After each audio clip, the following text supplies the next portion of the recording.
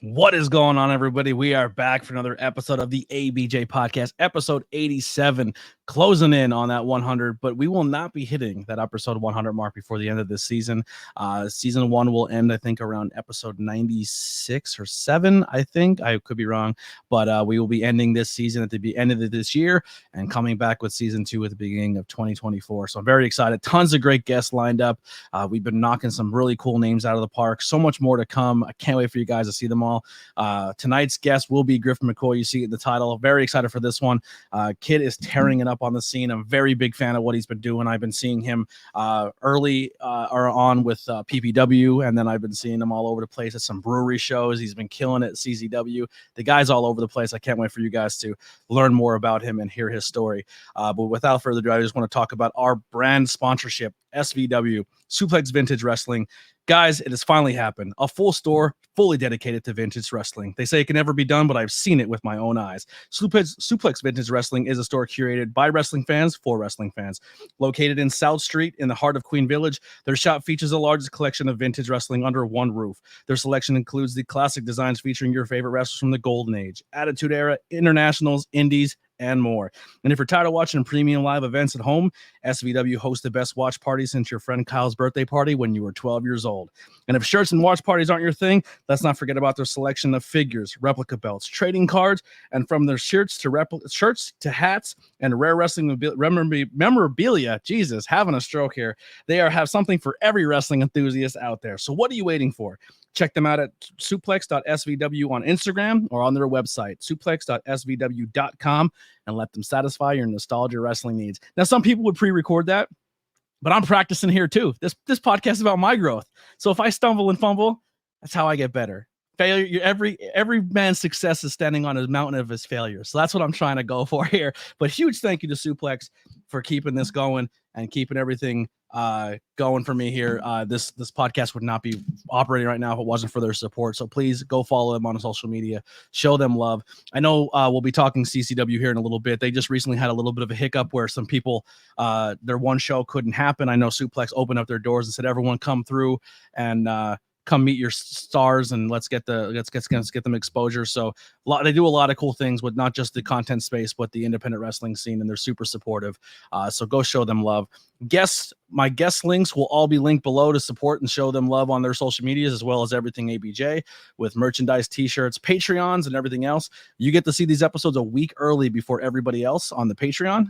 You can join us as little as $1, or you could join the Discord. And we always say, hey, when these record, we're live in the Discord that you can join in and ask questions and join in on the fun. So without further ado, let me bring in my guest tonight, Griffin McCoy. What's going on, bud? Not much, mommy. Oh, come on. You know what time it is. What's going on? But you got the Clark Kent thing going on. You're rocking some glasses. I didn't know that was you at first. Yo, I'm glad you said that. I know I was really coming in like I actually just got done a workout. I'm not tired. I'm a little depleted because being tired is a mindset apparently and not a state of being. So I just go by the words depleted nowadays. But I love that. I'm doing good. So I just hopped out the shower. Usually I throw on the contacts, but I'm Clark Kent today. Is it Griffin McCoy or not? We have no idea. We have no idea who this interview is. But thank you so much for doing this. I'm very excited to have this chat. We've talked a lot backstage at shows. Man, your work ethic, your grind, the way you conduct yourself. When I interview people for one or two reasons. Obviously, I'm clout chasing is the main thing, and and the others is I feel like a lot of people just see what you do in the ring.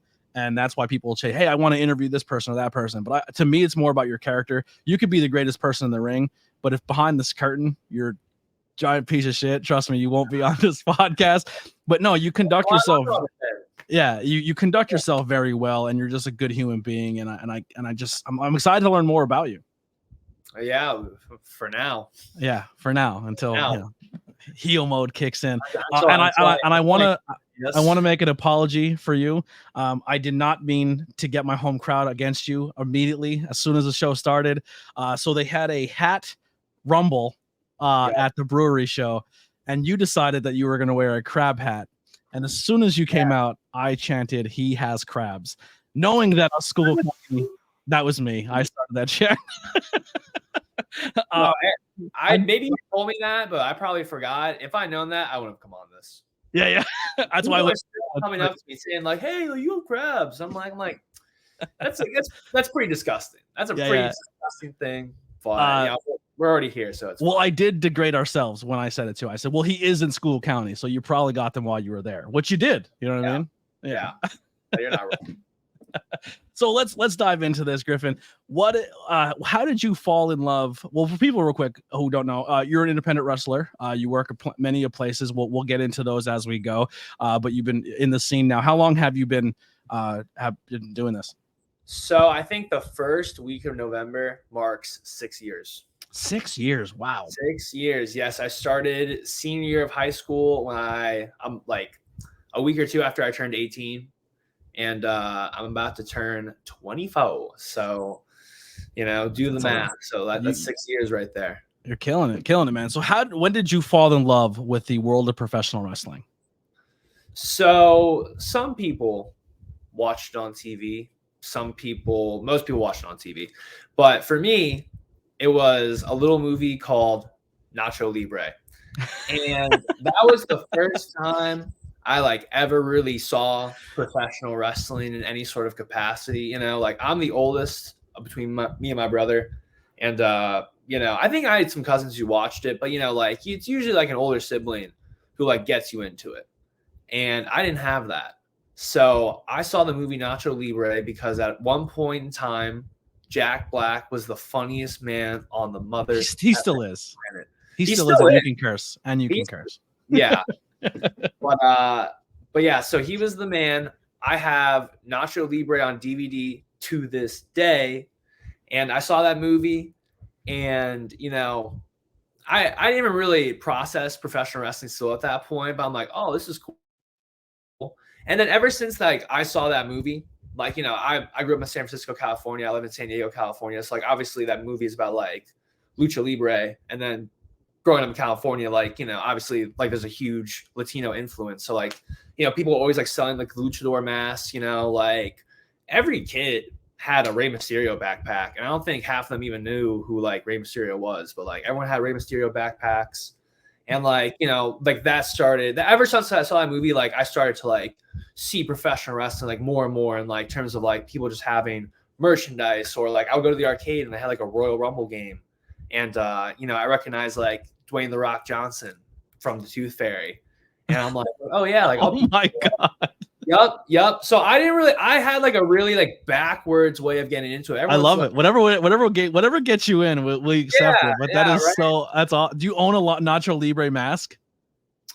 Yeah, I own two. Actually. I have one that's a little more basic and one that's kind of shiny. So I have two. I have two Nacho Libre masks. It's so good. I love that movie. I saw it a couple years ago. It still holds up. I've never seen it, but you know what? After tonight, I'm going to make it a point to go watch it because that is your introduction. So when was your first time you watched a Raw or a SmackDown or a pay-per-view or when's the first time you consumed it and who was the first people you set eyes on besides Jack Black? Jack Black. So or that Tooth Fairy guy. Or the Tooth Fairy guy. I think the first time I started getting into it around 2009, 2010 was the first time I ever figured out what channel it was exactly. So that's I started to catch a little bit of it because my parents they're what are you doing? It was more so my mom, come to find out when I started really getting into wrestling, my dad was yeah, I used to love wrestling as a kid. I just never really I just never really brought it up. And I'm all right, that's kind of weird, but okay. But yeah, honestly, when Netflix came out and they started dropping these best of 2009 SmackDown, 2010, kind of that year or whatever. Yeah. That's when I really started consuming a whole lot of WWE. Because before that, I catch a segment or something or a little bit of a match. I remember John Cena wrestled Kane on Christmas one time, and I was at my family's house. I'm like, oh, keep it on, please. And they're like, no, we gotta watch the NBA game. And I'm like, come on, man. You see Kane choking John Cena to death. You want to watch that? But yeah, I was when Netflix came out and they had these best ofs, and then they had some like their DVD collections on it. So like, they had like the Street Fight. I don't know if like y'all out there have seen that Street Fight compilation video, DVD or whatever, but if there was a Street Fight compilation, they better have had Goldust versus Roddy Piper in there. I think they did. They did. So where they used the footage of the OJ car chase scene and said it was Roddy Piper chasing Goldust. They might have. That's amazing. That's one of my favorite moments in wrestling. Yeah. No, that's pretty crazy. I mean, I'm not gonna lie. That's a little past my time. Go back and research it. You'll love it. You'll love it. Yeah, but I have seen that. They had like the first match was Sergeant Slaughter versus Pat Patterson in a street fight. And that was brutal. Like they bled so much. They beat the absolute dog crap out of each other. And I was like, oh, this is crazy. And so, it was kind of like those early videos, like Netflix, like really got me into it. And then eventually I started just recording Raw every night, because like my parents, they wouldn't let me stay up that late or whatever. I was like 10 years old. They're like, you can't stay up till 11 watching wrestling. Are you crazy? Your dad's secret, come downstairs. Yeah. No, my dad was always just kind of like, he would always sit there, stand in the door, watch it, just casually. I'm like, oh, you want to watch? He's like, oh, I'm just watching. Yeah. And it wasn't until I really started to watch every week, and I watch SmackDown, I watch Raw, I'd be watching any kind of wrestling I can find. And that's when he was like, I actually used to love wrestling as a kid. I saw Hulk Hogan and Andre the Giant live, a bunch of times. I'm like, what? So it was around 9-10 years old where I really started to get into it. And most people kind of phase out around that time, 10 to, teenage years. That was my attitude era, so I wasn't going anywhere. I phased out I phased out Ruthless Aggression once UFC hit on the map for me, or right around my senior year of high school, 2003, 2004. That's when I was like, I'm done with pro wrestling, and I was gone for a minute. Yeah. Everyone kind of goes away for a second.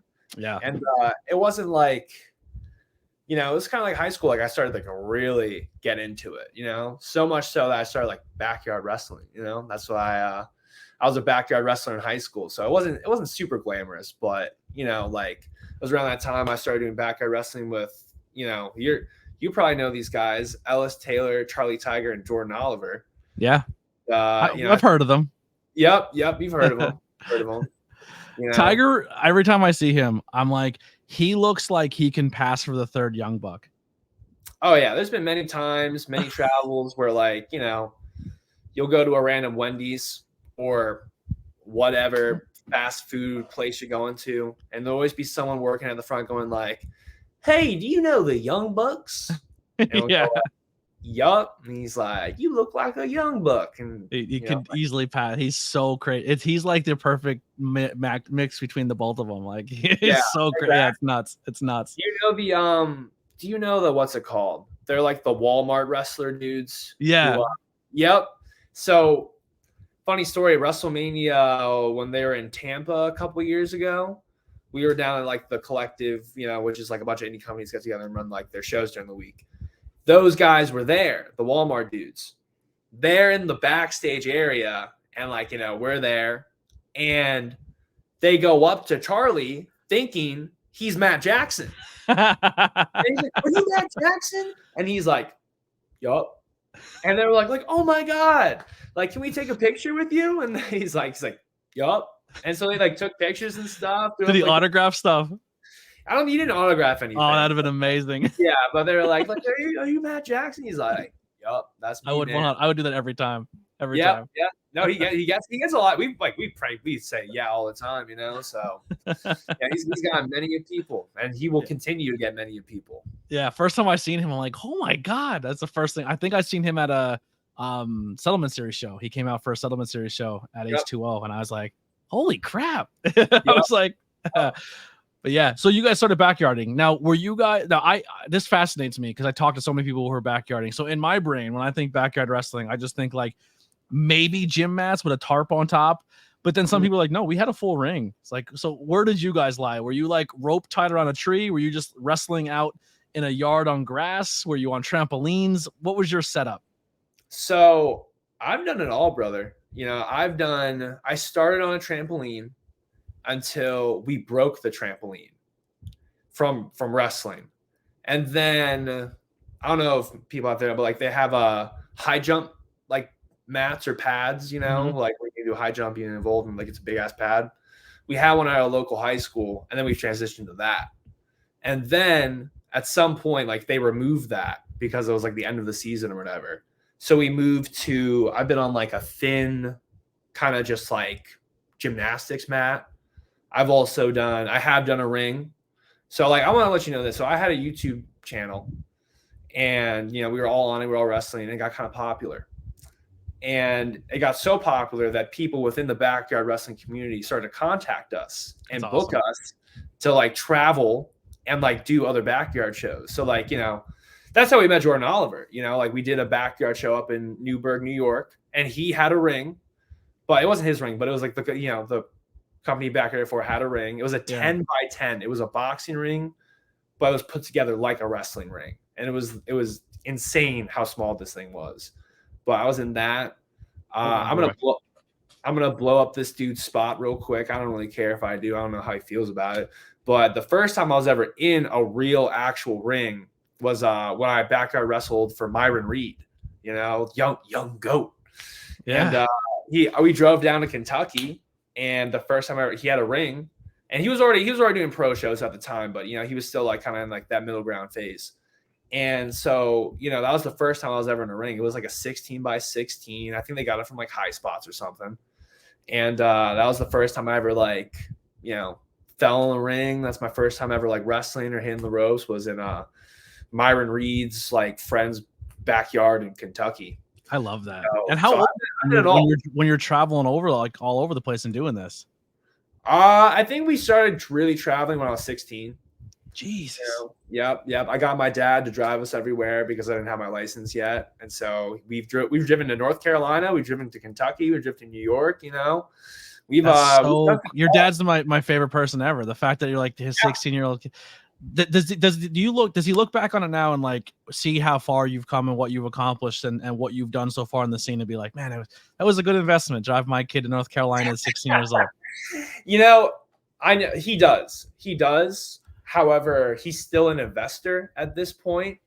So I can tell he's a little like, all right, I'm still like, you know, helping him out with, because, you know, my dad's I'm very blessed to have a great relationship with my parents. And like they've been like, at first they weren't very supportive, but, you know, but eventually, like, you know, they saw how hard like I worked for it and saw how much I was investing into wrestling. And, you know, like that's just who I am as a person. Like, you know, if I'm going to do something, like, you know, I'm going to give it everything that I have. And so once they saw that, they were more with it, you know. And obviously you drag someone to drive you 12 hours to go wrestle in a backyard. They're like, oh, this guy must like it a lot. You know, he must love it. Have your parents had that moment yet where like they're at a show or they're out somewhere and they like wrestling comes up and your name has been brought up to them and they're like, that's our kid? Has that happened yet? Not with like strangers, but I mean, they bring it up to other people all the time, you know, like my dad's always like flexing to like coworkers stuff. Like, it's like, oh, you got sons? And he's like, yeah, I do. And he's like, what they do? Like, oh, you know, one high school, plays football, track, you know, one pro wrestler. And they're like, no way. That's sick. You know, so that's one of his favorite flexes. But yeah, when I was flying out of Germany, I was through the airport and I think I forget what shirt I was wearing, but I was definitely wearing a wrestling shirt. I just don't remember whose I was wearing. I think it was Adam Cole or MJF. I don't remember. And this was just recently, and someone was like, oh, wrestling. I was like, yeah. They're like, what are you doing in Germany? I said, I had a layover. I actually just came from London. And they're like, our neighbor, like kid that we grew up like in our neighborhood is a wrestler. And I think he's doing pretty well for himself. I go, who is it? He goes, I think he goes by Jimmy Lloyd. And I was like, you mean Jimmy fucking Lloyd? And they're like, yeah, like it was like his neighbors or something. And they're just like talking him up. Like, I'm like, yo, he's doing awesome for himself. Like Jimmy Lloyd. Yeah, just random strangers in an airport who's seen a wrestling t-shirt, and it was just like, we know this kid. Is he how's he doing? I'm like, he's a pretty big deal. He's doing well. He's a different boy. Yeah. he ain't the same boy that you know. He's a different boy now. Yeah. So I don't know. I love when people have those experiences where just like, oh my God, like that's Griffin McCoy, like, oh, that's our kid. Like, cause you got, like I said, you've been doing it a long time, and for them to support you is super cool. When did the group start, and how did the name come about? Was it just the bonding over the backyarding and just sticking together as like a little bit of a friendship group then? And how did the name and all that come about? Yeah. It really just, this is really kind of an origin story in itself. So Ellis Taylor and Charlie Tiger, I grew up, I was born in San Francisco, moved to San Diego. When I moved to Philadelphia, I was 10 years old. Charlie and Ellis both lived within a 1 block radius of the first house I lived at. And the house I live in now is another, just 2 blocks over. But I knew those guys. And at first I used to fight those guys. Not really Charlie, but I've gotten into real fist fights with Ellis Taylor. But then I joined the wrestling team. And they were like, "Oh, what's up with why you join the wrestling team?" I'm like, I'm just trying to be a WWE superstar one day, no big deal. And they're like, "Oh, really? We are too." So obviously everything went away, and we became best friends. Started doing the backyard wrestling thing. Met Jordan Oliver. We all clicked. Jordan ended up moving in with Ellis, and by that time Jordan was already he'd already been on the indie scene for a year. But he was the one who actually got me and the guys to start training at CZW. Yeah. So once I turned 18, he was like, "Hey man, you're 18 now, bro. You're going to start becoming a pro wrestler or what?" And I was like, "You got me, man." So I just started going down with them. And so we all showed up as a group together. I mean, they were already going there for a little bit, but I showed up with them, and it was we're all best friends. It's hard not to. So are you a Ninja Turtles fan? Yeah. So I want you to rank your group. Who's who? Who's the leader? Who's the brains? Who's the hothead? And who's the goofball? All right. So outside perception, and probably inside perception too. Jordan's probably Leonardo. Yeah. Even though he's ugly as fuck. I'm 100% Raphael. I can see that. Even what's going on with us right now. I'm definitely Raphael. Yeah, you want that leadership role, and you want to take out the self-proclaimed leader. Yeah, right. Who does he think he is with his big swords? I got a couple kunai, and you know what? People are more scared of me than him. So, but Charlie is definitely Michelangelo, no doubt, and Ellis is 100% Donatello. I love that. I love that. He is the mind of the group, the thinker, the more, I want to call him he's a smart guy. He's a smart guy. Yeah. Well, Donnie's also the level-headed one too. He's always the one trying to keep everyone together and just can we just 100%. Relax for a second and think about the situation? Yeah, 1,000,000% he is that guy. 1,000,000% he is that guy. How did the name come about? So, all right, I'll give this guy credit too. DJ Hyde was the one who came up with the name Young, Dumb, and Broke because that song by Khalid was really popular. Yes. And, I think I was only 4 months into training when he was like, "All right, I want you guys to be Young, Dumb, and Broke." I think I was 5 matches in, and he was like, "I want you guys to debut as a group on the main CZW shows." And at first, I think he wanted us to be kind of how I don't know if y'all seen the Khalid music video, but it's essentially just stereotypical high school students, there's a guy who plays football, and there's a girl who does whatever, Yeah, it's like the Breakfast Club. Yeah, it's like the Breakfast Club. Yeah. We're not doing that. And during that time, SoundCloud rapping was huge. I thought it was here to stay. It's dead. Gone. It's dead. It's gone. It's gone from existence. Now everyone's TikTok. It was a trend. Who would have known? Yeah. But during that time, so popular. And, that was for our age range too. So we really gravitated towards that and hey, no, we're going to do this kind of SoundCloud rapper-esque version of what they want us to be. So it's not, Young, Dumb, and Broke. It's Young, Dumb, and Broke, it was our thing. So we were the one who really had, the real say into what we really wanted to do, and we made a whole vignette package for ourselves that we filmed with False Finish Productions up in New York. That Jordan's known them for a while, and they're really good at what they do. But we filmed it up with them. We showed DJ, and he was like, "Yeah, I guess it's cool." And like, and then you had to have everyone else tell him like, "Oh, this is awesome." So yeah, it's like, "Oh, yeah." so crazy how good that name fits in the world of professional wrestling, because usually in this stage when you're the young kid, you know, you're just the dumb kids who just rush through everything, and you're just spot guys, like it's the spot monkeys. You gotta jump and do your thing, slow down. You're gonna go broke, or you're gonna kill yourself or hurt yourself. And yeah, it fits so well for that style and what you guys do. It's funny it came from the song, but it fits the generation of that of where you guys are in your professional wrestling career. It's a cool stable name. Yeah, exactly. So, you know, it ended up working out, you know. So but that was kind of like, we really had that, like, that say into like what we wanted to do. Yeah. And you know, as soon as we debuted, like, it kind of just was off to the, not just only off to the races, but like fed to the wolves, you know. Mm-hmm. Like, you know, we really had to like being a young wrestler, you know, I'll explain this in layman's terms, you know, especially in the wrestling world, like you know, it's kind of like any you know, it's any profession. You know, you start at the very bottom, you eat shit, you like the taste of it, people are out to get you because you're young and you're impressionable. And, you know, you like, the good thing is that we had each other to like rely upon. And like Jordan was already kind of like a year, like a little bit ahead of us. So like he was already kind of like, you know, making his way. And but yeah, so like those early years, you know, brutal.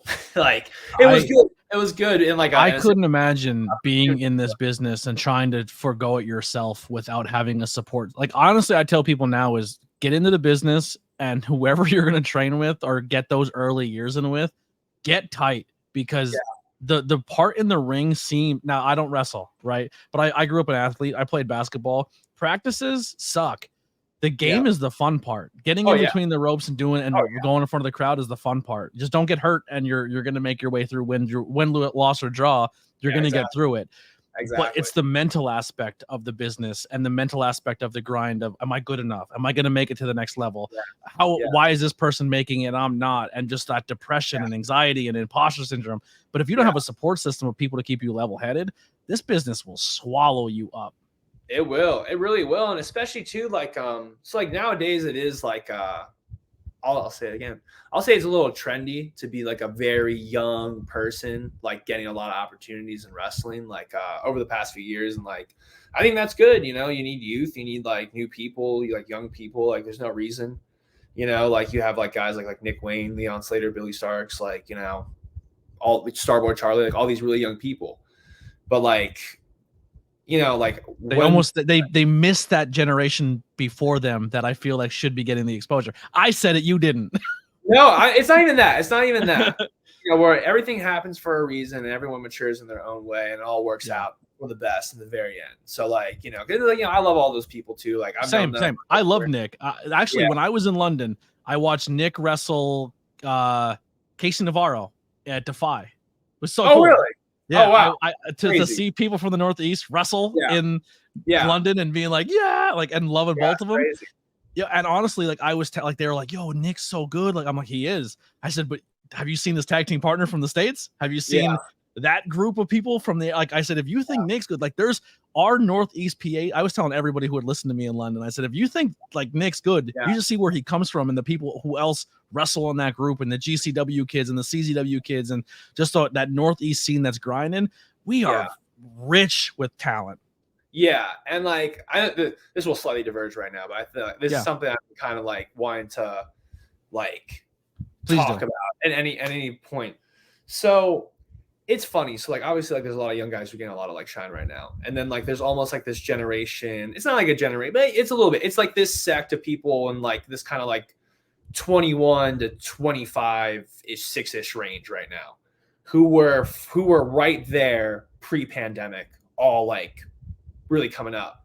The pandemic hits, all momentum for everyone is killed for the most part. You know, some people like Jordan got to keep it alive because he wrestled for, you know, GCW, and then like, you know, but it was hard for like a lot of this generation. And like, but you're seeing these dudes like, you know, who might have been a little bit farther along right now. Like now it's like, you know, there's a lot of talent developing right now. So like at CCW, like myself, guys, like, you know, pretty much everyone on the roster. I'm not going to go through naming everyone. Find out for yourself. Everyone on the roster. Tons of talented people. Tons of talented people coming up. I'm wrestling at Wrestling Open all the time right now. Tons of talented people coming up right now. Like, you know, even at PPW, tons of talented people. Like on this like Northeast to New England kind of, even down to like, you know, like Virginia-ish, because I know plenty dudes from there who are coming up to CZW who are like, you know, are starting to, you know, I can sound like, oh, this guy's gonna be big one day. So like, you know, I think just a matter of time and exposure for a lot of us to like really not have to go not say not go anywhere, but like for this scene of like Northeast to New England, because like, you know, this has always been the epicenter of like the best wrestling, you know, like people like Ring of Honor, like, you know, they would tour out there, but like they were always based on this Eastern seaboard of like going up and down, you know, like obviously they would make it out to the Midwest and stuff like that, but it was always kind of this like, you know, this chunk of America that has always been like where the best talent goes. And right now it feels like it's starting to develop back into that, but it's still coming out of this phase where like, you know, everything was just like scattered to the wind and everyone's just trying to find something to grab onto. But now that we're coming out of this pandemic, it's been a few years now, and like we're still recovering, you know, it's kind of crazy. We're still recovering, but you know, this scene is like, just, you know, it's gonna be ripe before you know it, you know, it's gonna be a juicy watermelon before you know it, you know. Yeah. It's been sitting in the sun. It's been cooking up. Everyone's been working really hard. And like, you know, you look at what's on TV right now between AEW and WWE, minus Roman Reigns, Brock Lesnar, and Randy Orton are just that's the three names I'm thinking on the top of my head. The rest from the bottom to the top are all, for the most part, cut their teeth. The Northeast wrestling, the NXT, the before even NXT, the ROHs, the CZWs, the GCW, exactly. Like they that's all. And like you're like how you just said, that group of people now is that next wave. Like in 5, 10, 15 years, when that generation that's on TV now goes up, you guys are the next ones filling in. Yep, exactly.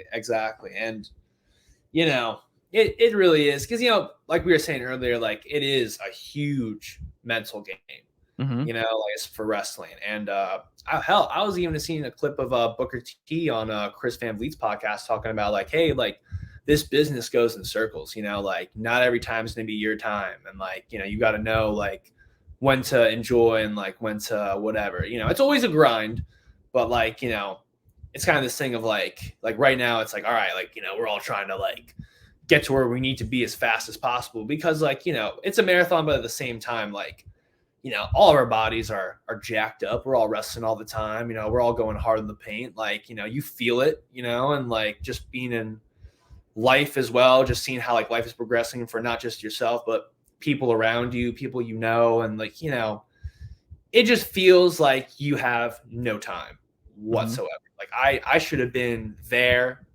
not yesterday, but last week. Like that's the feeling. So I remember when you first came in the door at PPW. I don't the brass that are there. I know Paul was very high on you. Paul's seen you before and he was very high on you. And I just remember people being like, well, who's this guy coming? I'm like, this kid's like the deal. I'm like, what do you mean? Like, yo, he's been like, cause like I was very fortunate enough that I bounced around a lot, and a lot of people in promotions kind of just get stuck to their one promotion and then they don't really see until they come in. And I just remember you coming in. That was the cool part about that was too, that was the first time I seen you outside of your group, where you were kind of like, you ventured out on your own and forged your own path. And I think you've been doing a beautiful job at a promotion like PPW, really making a name for yourself there. Yes. No, PPW has been a huge blessing. Like from the bottom of my heart, like I love PPW to death. I love Tony. I love Paul. I love all the people who wrestle for there, because I have gotten some incredible opportunities at PPW. You know, like some PPW banger matches too. Yeah, I've had some awesome matches. I got to wrestle some great people. You know, like I have been able to, you know, really grow as a wrestler at PPW, and like I miss their. I unfortunately was not able to wrestle at their 10th anniversary show, but I'm gonna be at their shows for the rest of the year. So it's already locked up. I'm locked. So here's a quick question. I'm not sure how to tiptoe around this because I don't know where it lies on the scale, but like you've become a player at CZW, right? You guys have all been CZW kids, and then Jordan goes on and he's become a player at GCW. Now there's, I guess, history between the two. Yeah. So how does it feel to be both upcoming stars in two companies that didn't always see eye to eye or don't see eye to eye, but you're both friends working in there, and like, are you guys? Because I always say too, like, I love both companies, and I hope the day comes where they can kind of like talk. You know what I mean? Honestly, when people say like, will that bridge ever be built again? I personally, even though everyone says no, I personally say yes. And I think the way it gets done is you and Jordan. I truly do. I think if you guys keep grinding, the money and the way you guys are telling this story, or how you really hate each other, you know what I mean? Pull the curtain back. Bastard. Yeah, but I think for the good of the business, I think you're both of your grinds and representing each company and using that as part of the momentum. You guys are doing something bigger at work than just professional wrestling here. Yeah, no, I feel that way too. And I'm pretty sure, Ugly over there feels the same way.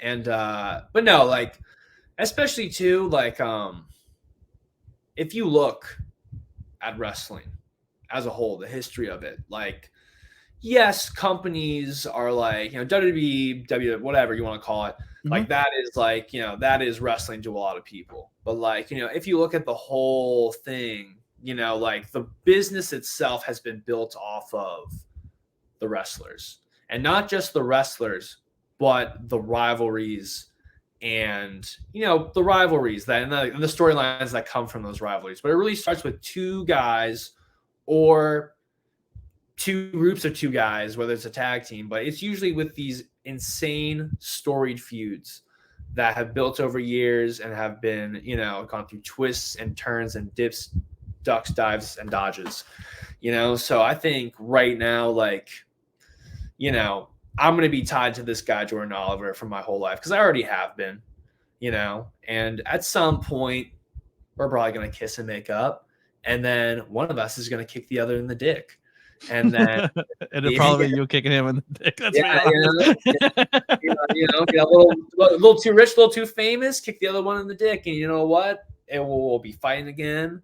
You and Jordan are going to be I would say like the rivalries you think of is your Kevin Steens and your Sammys, right? They were that of the old ROH that transferred to TV.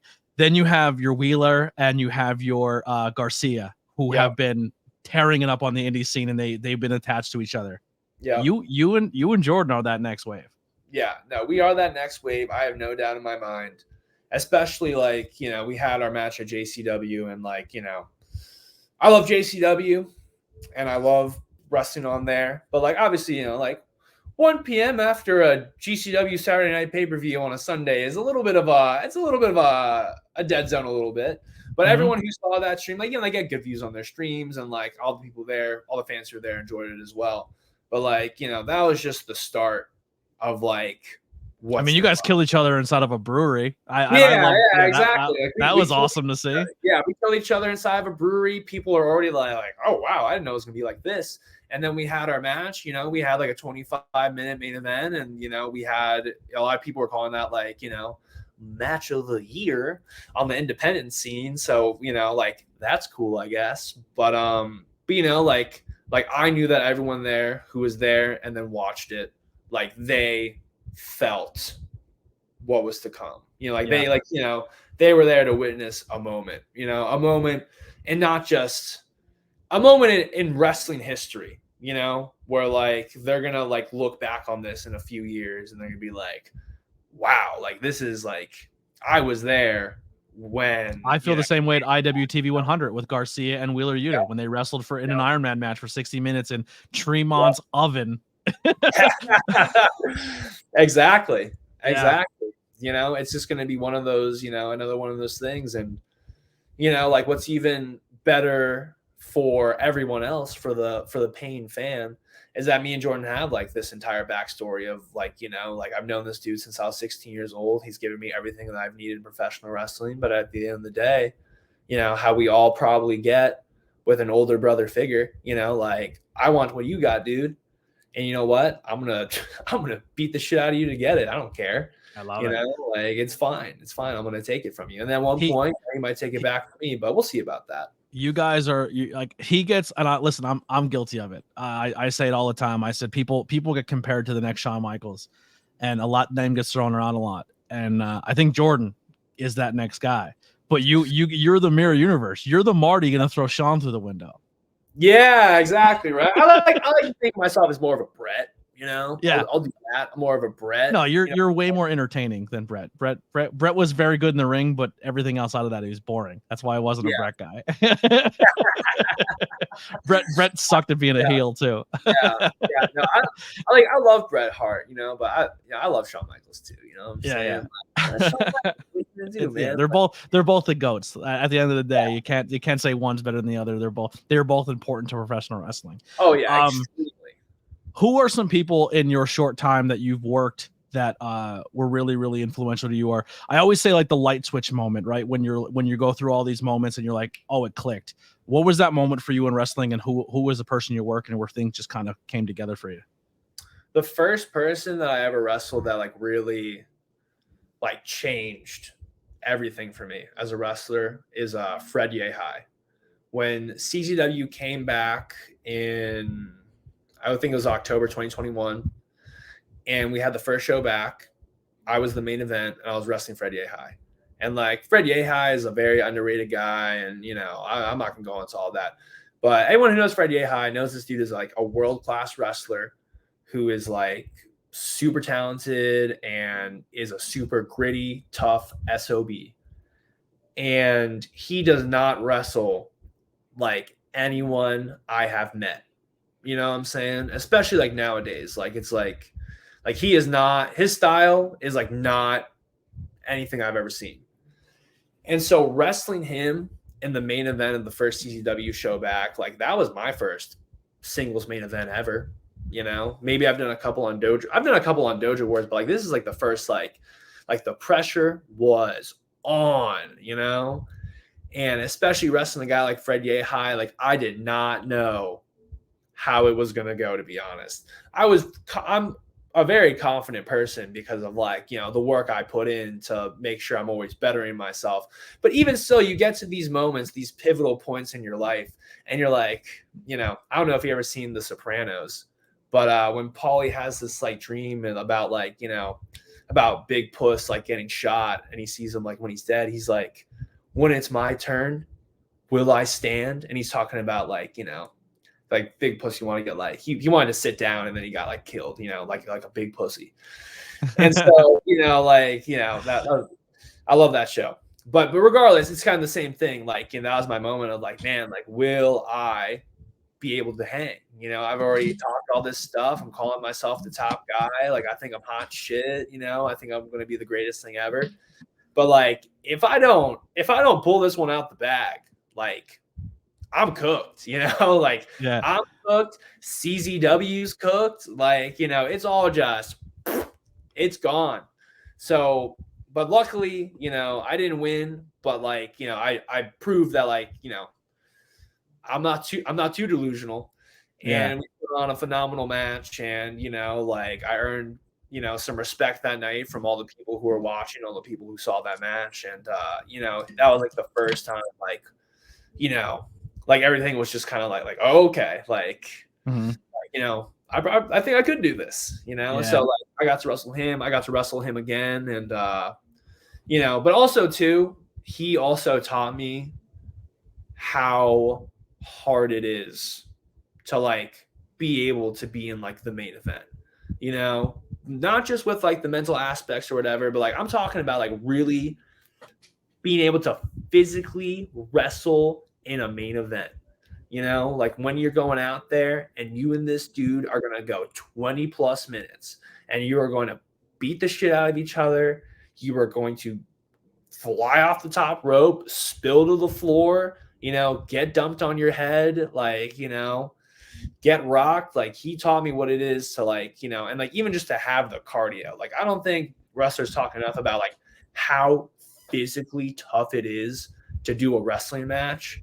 But it is you are using every muscle in your body at all times. There is no break, even especially if you push a pace like you do in a match. Yeah, when you're pushing a pace in there, because that's how I go. I push the pace, for better or for worse. I push that pace, and he really taught me oh man, if I can't just waltz in here and think I'm gonna go out here and be putting on these crazy main events, I need to seriously buckle down, focus on my cardio and conditioning, focus on my strength training. I need to make sure I'm the best athletic version of myself possible. And he was the first person who really made me know hey man, it ain't sweet out here, all these people in the main event, they are working their asses off, especially after a great show, you got to do everything in your power to deliver. So he was the first guy to really give me that hard lesson. Yeah. So, always credit to Well, we talked earlier about the PPW thing and how I feel like that really was a place for you that you shined outside of your group and your stable and really forged your own path. I was laughing the whole time because you said big puss, and I was like, I think one of the first people I've ever done commentary with where you cursed on a live microphone. Oh, do you remember that? Yep. Yes, I do. Who was it? Was it Killian? You called Killian a pussy on my on. Yeah, I did. Man, that was awesome. That was so crazy. I just remember instantly being oh shit, I should not have said that. Oh, I loved it. Just being oh, me and Paul just lost it. He didn't care at all. Fine, well, that was a moment for me too, because you were hurt. You tweaked your knee, or your foot, or something. I smashed my heel. I was at training. I obliterated my heel. I had a bone chip in it. I could not stand. I was borrowing someone's crutches. But you came probably a 2-hour drive or an hour and a half, to come to a promotion that you physically couldn't work, but still made yourself seen, made yourself heard, did whatever you could to be a part of the show. And for me, I was like, that shows something. Some people are oh, I can't make it, I'm hurt, I can't wrestle, so I'm not going to be there. You're like, no, I'm part of this brand, I'm part of this team, I'm going to be there. And it helped elevate that rivalry and that story you were doing there. And PPW at the time, man, was going through a transition where they had Casey Navarro, who was like, oh, you have an outside name, bring him in, Casey's gonna knock it out of the park. And then Casey went on and is killing it in other places and left that void open. Then we had Action Andretti come in, and he was that guy. Put a name in front of him, he's gonna light it up. And then Action Andretti goes on to do other things. And then I feel like we always had the facade, we always had the Bro Kellers, they were in the title picture, but we didn't have that guy in the middle of the card to steal a show. And you became that guy, that Casey Navarro, that Action Andretti, to come in and be like, oh, you got this guy. If I'm not mistaken, who was one of the first names you worked there? Oh shit. Did you work VSK? Was it VSK? Nah, I was supposed to wrestle Josh Woods one time in a singles match, but his fight got canceled. But I've been in a lot of fatal four ways, to be honest. I was in a fatal four way with Davey Richards. There was Davey Richards, and you and Richards showcased very heavily in that. Yes. Yeah, me and Davey Richards. Whatever. I don't know, man. What's going on? Yeah, outside of wrestling, whatever happened. I wasn't there. You know what I mean? But in the ring, that guy brought it. And in the ring, that guy, crazy, bro. One of the best of all time. And he was a huge influence on 15-year-old Griffin McCoy. His training seminar before that show was the coolest thing I've ever seen in my life. Oh, word! I he was putting people in submissions and essentially was just like, oh, here's how you do the submission in a wrestling match. And then if someone gets crazy, here's how you break their leg. And he just moved his elbow in, and they're like, screaming. I still went to that one. Shit. Yeah. Man. but that was too cool. I traded chest kicks with Davey Richards, like that was probably one of the highlights of my life, so that was pretty cool. I got to wrestle Dante Martin in a fatal 4-way with Jordan Oliver and Action Andretti. And we had a crazy match in that. That match was awesome. Yep. I got to wrestle Chris Bay in a fatal 4-way. Were you in the multi-man match with Brian Cage? No, I wasn't. Everybody was in that match. It was like 100 people in that one. It was supposed to be a one-on-one and then turned into a multi-man. Those cards changed so much the day of. That was a fun promotion. That kept you on your toes. Yeah, wrestling, man. This is how it goes. Yeah.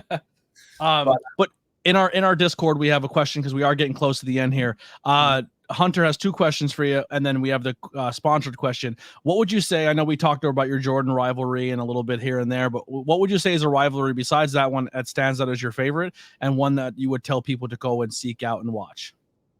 So we just talked about this guy, but me and Action Andretti had a series of matches from I know we started.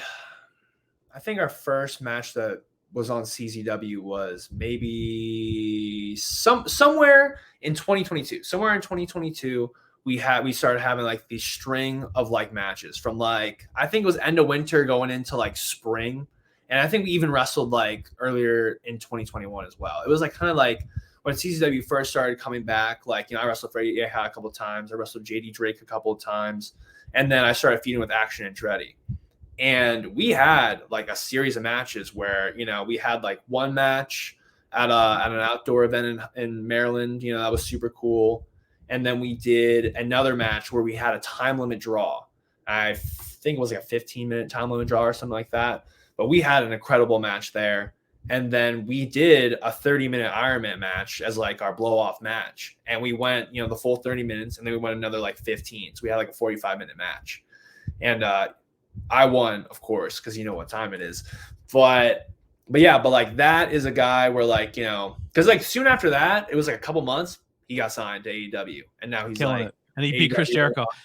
Bro, yeah, I was on a live stream on another content creator, Tantalizing Tony, and I remember watching it, and I remember it was in Texas or something crazy. It wasn't even in the Northeast. It was like Midwest, West Coast. I think it was Texas though, and I remember they panned he didn't get an entrance. They just like Jericho comes out and they kind of pan I'm like, that's Action Andretti. Like, and Jackson's gonna wrestle Jericho. Yep. And then it goes to first commercial, and then it's just about to go to second commercial, and he kicks out of a code breaker, and then he comes back from commercial and he kicks out of the walls, and I was like, he's gonna beat Jericho tonight. And everyone's like, no, he's not. I'm like, this just reeks of why would he go this long? Why would he kick out of all these? The crowd is going crazy. They're behind him, and he won. I was like, oh my god, he just got signed to AEW, and I was like, couldn't have not happened to a nicer guy.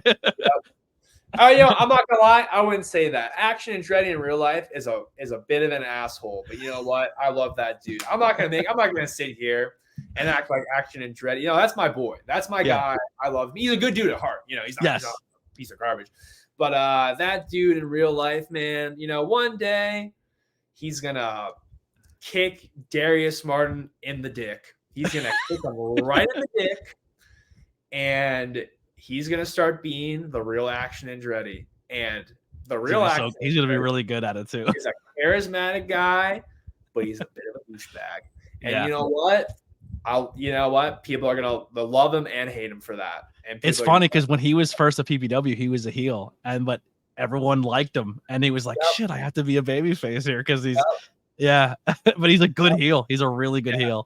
Because he's a fucking asshole in real life. But he's not a bad guy. He's not a bad guy. He's not he'll kick you in the dick. Doing like bad things out here, but he's just like, that hey, one day people are gonna see. They're gonna see that guy. But we were like getting able to like wrestle him because like we were both kind of in the same place of like we're trying to do whatever we gotta do to like get some eyes on us. Yeah. And we started having like these like incredible matches where we were feuding with each other. And like that's something where you can go on Premier Streaming Network, which is the same thing that PPW is on. And, are they on Premier now? Or they're not on Fight anymore? Yeah, they're on Premier now. I don't think they're on Fight anymore. But yeah, but I think you can still find PPW shows on fight, but I think they just moved all their new shows to Premiere. Listen, if you're into professional wrestling, independent wrestling, and you want to watch, there's 3 programs you get, and you get Premiere because it has everybody. You get Fight TV because you get all that great stuff with GCW and House of Glory and all that awesome stuff, and then you get IWTV, and that I believe all CZW's on that, right?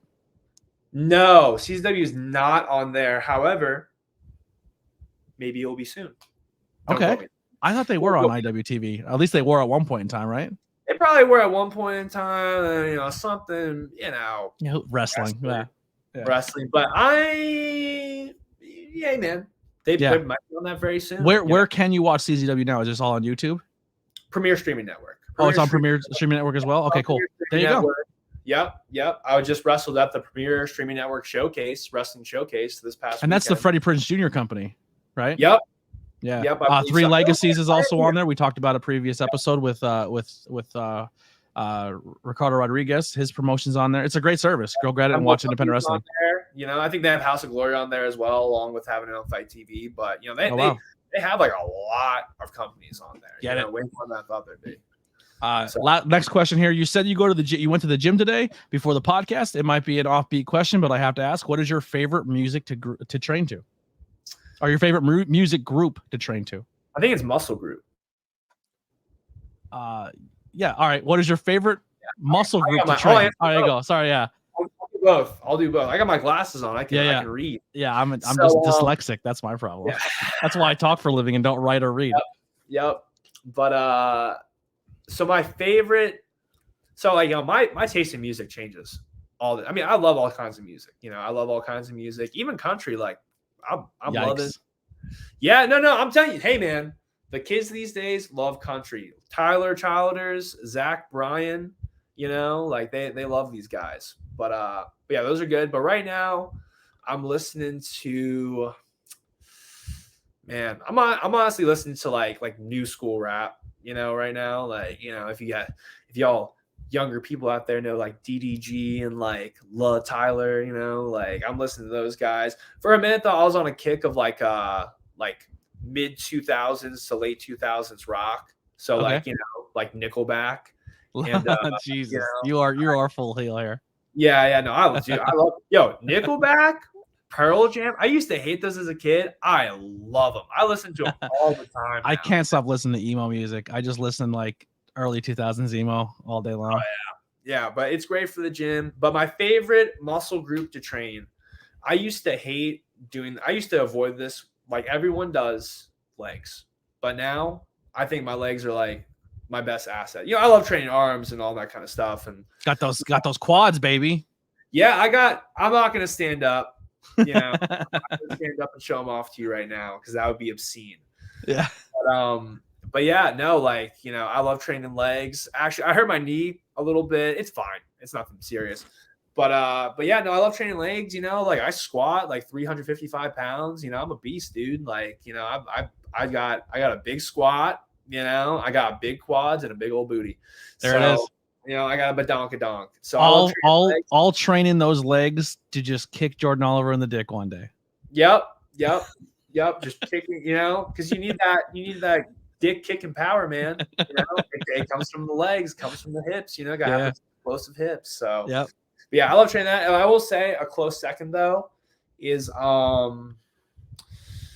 maybe specifically my triceps. I'll pop off the tricep meat. It's not weird bad lighting. I'm not pumped at all. It's the lighting. It's all lighting right now. Yeah. All lighting, I don't have a great camera. If I had your camera that you got, I'd be looking crazy right now. Yeah. But I seen it in person. Crazy tries. In person. Yeah. I'm pumped up. I look sick. So but yeah, I love training the triceps and obviously legs. Legs are great. Love that. Last question, our sponsored question, Hunter. Logos by Hunter. He does a lot of the stuff for me. If you check out my merch page, he does so many logos to get my name out there and help me make some money for this time, these trying times. If you need a logo, he's amazing at logo spoofs or anything like that. Hit the guy up. Logos by Hunter on Instagram as well as in Twitter or X, whatever you want to call it now. But his question is, if you could write a letter to a younger Griffin McCoy, what would that letter say? get on the gas, dude. I'm just kidding. I'm just kidding. Now I would tell young Griffin McCoy, hey man, you're not gonna get anywhere by not busting your ass. And like, I've always busted my ass, but like, when I first started, like, I got a lot of opportunities very young. And I wasn't, while I was, hustling to get to shows and get on bigger things and do all that kind of stuff, like I wasn't training as hard. I was hitting the gym, but like I didn't invest into a lifting program. I didn't invest into a nutrition program. I didn't invest in like, seeking out knowledge about how to be a better athlete and like all that kind of stuff. I was just kind of like, gallivanting with my friends.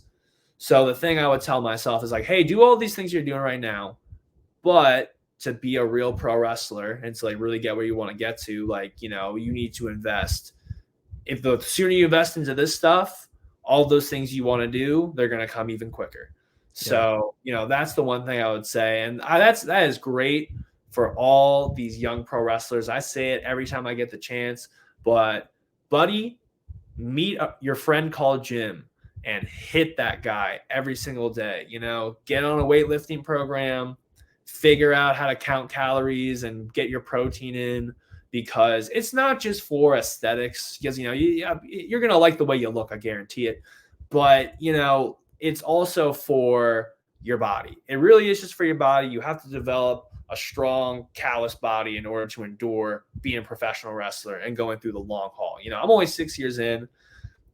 I got a host of injuries, what I'm saying? They're going to happen regardless. But like, from, all the times I've accumulated injuries, like in talking with like, my sports doctor and all that kind of stuff, like, the way I've been able to like not be out on the shelf is that I'm already strong. I'm already like, working out consistently. I'm already like, making sure I have good cardio and good nutrition and all that kind of stuff. So like, injuries are going to come just like how it is with any sport, but you need to make sure you're investing in yourself, investing into your body, investing into your nutrition. So that's what I would write to myself. And I will always preach to every young wrestler coming up right now. I love it. Well, listen, Griffin, thank you so much for doing the podcast. You are one of my favorite people. I hope once I get my shit together, I can come out to more shows and support you and see you at places like PPW and CZW very, very soon. We're getting there. We're grinding, but I appreciate you taking your time out and coming and tell your story. I'd love to have you back soon. Maybe season 2, we'll have you come back on and talk. Yeah. You're very 6 years in is a long time to do something, but you're still very young and a lot of time to go. And like I said, I think you're going to be one of those guys that we're going to be talking about in another 6 to 10 years, where you're going to be the future of this business and somebody we watch on TV on a regular basis. And I think you're talented enough and have a good head on your shoulders, and you'll get it done. Check the links below for all things Griffin McCoy. Go support him, grab some merchandise, and follow him on social media. Tell him you listened to it, you heard this podcast, and comment on there and let him know what you think. And we'll see you guys next time for the ABJ podcast. We're out of here. We'll see you next time for episode 88. Here's some music by the Converse Kid. See you next time.